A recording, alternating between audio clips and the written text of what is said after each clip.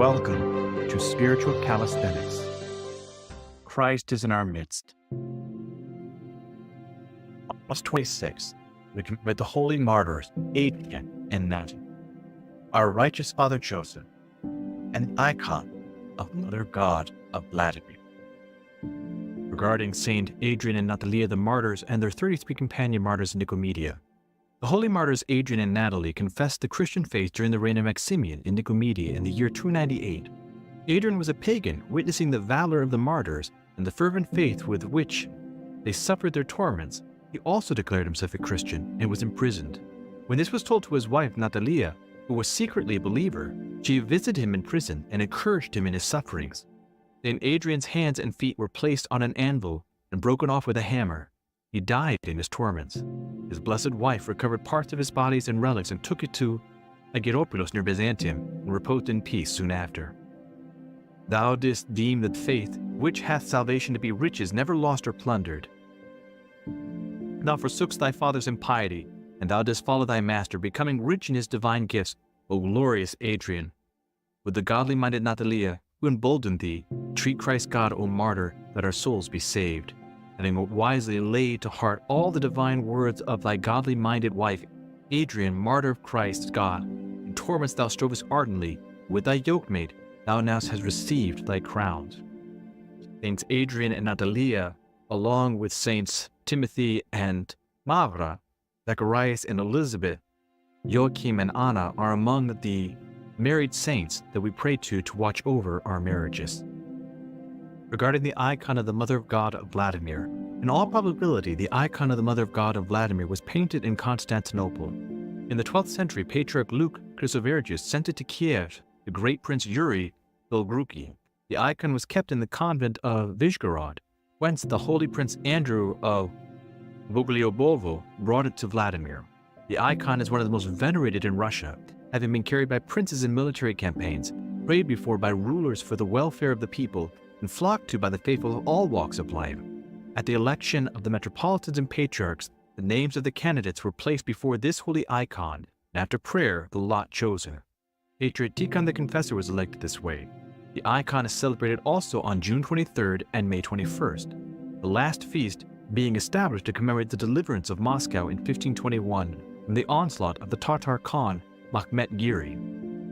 Today, the most glorious city of Moscow rejoices radiantly, who receives as a ray of sun thy wonder-working icon, O Lady.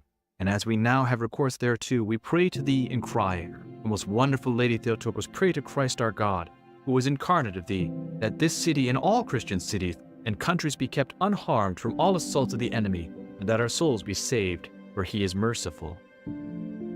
O champion leader, defender of our souls, we joyfully celebrate this festival of thy meeting, O our Lady Theotokos, for thou hast delivered us from evils by the coming of thy precious icon, and as is meet we cry out to thee, rejoice, thou bride unwedded.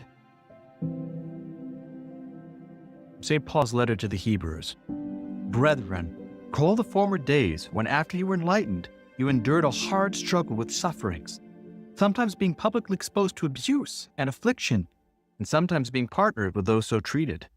For you had compassion on the prisoners, and you joyfully accepted the plundering of your property, since you knew that you yourselves had a better possession and an abiding one. In other words, people can steal our things, but the treasures that we have in heaven cannot be taken from us.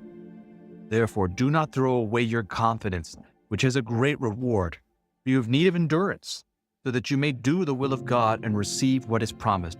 For yet a little while, and the coming one shall come, shall not tarry, but my righteous one shall live by faith. In other words, these are the times when we need to turn to God, when we're suffering, when we're struggling, or we're helping someone struggle, and ask for his strength. This is how we live by faith. From the Gospel according to St. Mark. At that time, Jesus came to a home, and the crowd came together again, so that they could not even eat. And when his family heard it, they went out to seize him, for people were saying, he is beside himself. Scribes who came down from Jerusalem said, he is possessed by Beelzebub, and the prince of demons, he casts out demons. And he called to them, and he said to them in parables, how can Satan cast out Satan? If a kingdom is divided against itself, that kingdom cannot stand. Many, of course, quote Abraham Lincoln in his address to Gettysburg, not realizing he was quoting Christ here. And if a house divided against itself, that house will not be able to stand. And if Satan has risen up against himself and is divided, he cannot stand, but is coming to an end. But no one can enter a strong man's house and plunder his goods, lest he first binds the strong man. Then indeed he may plunder his house. So in other words, Jesus Christ is stronger than the demons. He is able to come into the house of our soul and cast out the ruler of that house, the demons, so that we might be free again. I hope that you've enjoyed today's spiritual calisthenics. Have a blessed and wonderful day.